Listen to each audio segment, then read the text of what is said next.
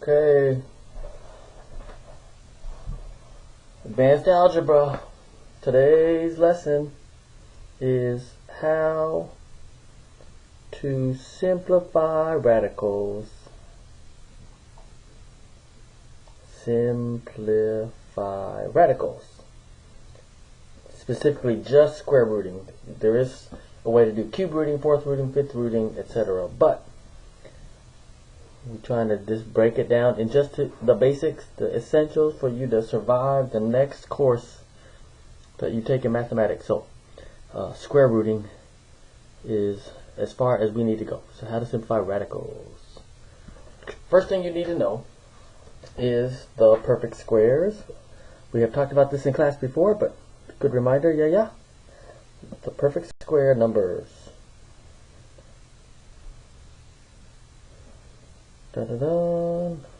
In elementary school, when you memorized the multiplication table, it was the ones that went diagonal. So 1 squared is 1. 1 is a perfect square. 2 squared is 4. That's 4 is a perfect square. Meaning you could make a perfect square with 4 dots. Yeah. 3 squared is 9.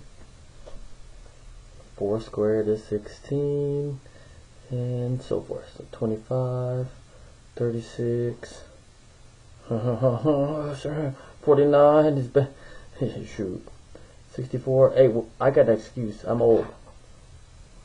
You start losing your brain. Anyways, it goes on forever, right? But those are the main ones you need to know, and one is never gonna be used, so let's cross that one out. Yeah. So here we go. Couple examples. This is just one way to do it, by the way. You probably learned a different way in geometry. I'm showing you the fastest possible way to simplify radicals, other than getting the special $15 calculator that does it for you. A couple of you have it, I noticed, on your assignments. Example number 1. One of the problems that you guys came across was square root of 72. So one of the previous assignments, I can't remember which one. So you have to find the biggest perfect square that goes into 72. 4 does go into 72, but it's not the biggest perfect square. 9 does go into 72, but that's not the biggest perfect square that goes into 72. It is 36. So the square root of 72 is equal to the square root of 36 times the square root of 2. I will pause so you can digest. I'm done pausing. That should make sense, yeah? And then I'm going to show my work going down because I think it makes more sense.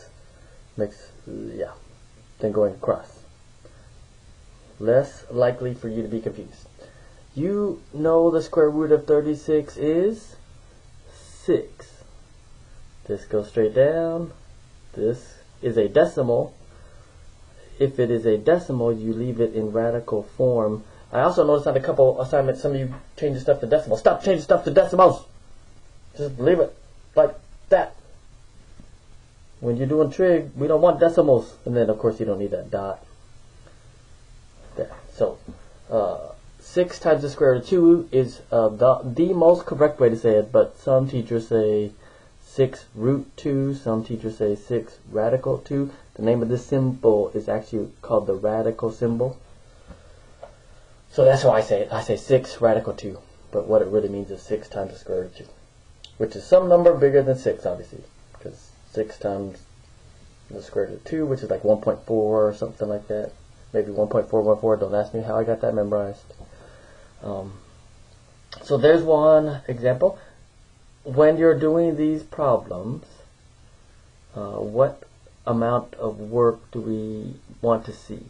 All of that, yeah? At least on assignment 1, we want to see the work. Akira, you hear me? Show the work. Example 2. 63. I believe 63 was also one of the problems that you encountered. Find the biggest perfect square that goes into it. If you have to use a calculator, use a calculator. Does 4 even go to 63? No. Does 9? Yes. 16? No. 25? No. 36? No. So it must be 9. So you got square root of 9 times the square root of 6. Shoot, I'm an idiot. 7. 9 times 7. There we go. So the square root of 63 is equal to the square root of 9 times the square root of 7. This is why you don't do math in pen. Now, the square root of 9 is 3. That goes straight down. That goes straight down.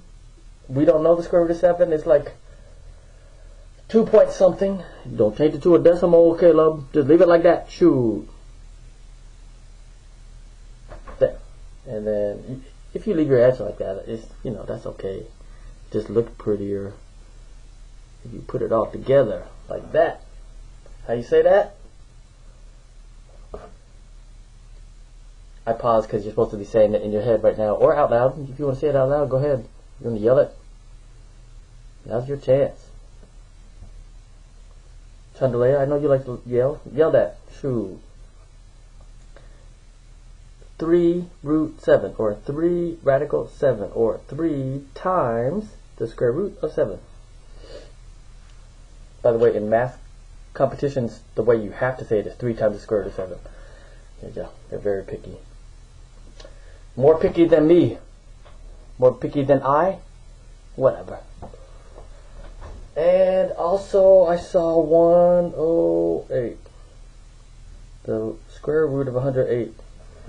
Okay. The bigger this number gets, by the way, the harder it is to find the perfect square. So, let me check on my calculator. Hopefully you see that.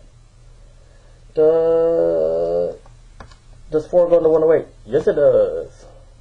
But is it the biggest? Does 9 go into 108? Ooh, 9 is bigger. So far 9 is the winner. 108 divided by, what's the next one? 16? Does 16 go into it? No. What's 25? Clearly 25 does not go into 108. I'm not even going to try. Not even going to try. 108. What's the next one? 36? 3. Oh, we have a winner. 36 times 3 is 108. I don't even need to check 49 because, you know, 49 doubled is 98. So, no. 64 don't go into 108. 81 doesn't go into 108. 100 doesn't go into 108. So 36 times 3 equals 108. So therefore, the square root of 36 times the square root of 3 equals the square root of 108. And then you know that the square root of 36 is 6. Bring down the dot. The square root of 3, you don't know that, but it's a decimal. 1.73. Don't ask me how I know that, too. Shoot. Voila. And then crunch it together with no dot. And now it looks pretty. Okay. So, that's 8 minutes. The next video will be a continuation. It's like what to do if there is a radical on the bottom of a fraction, which, you know, we're not supposed to leave it like that, supposedly. Sorry, that was a 9-minute video.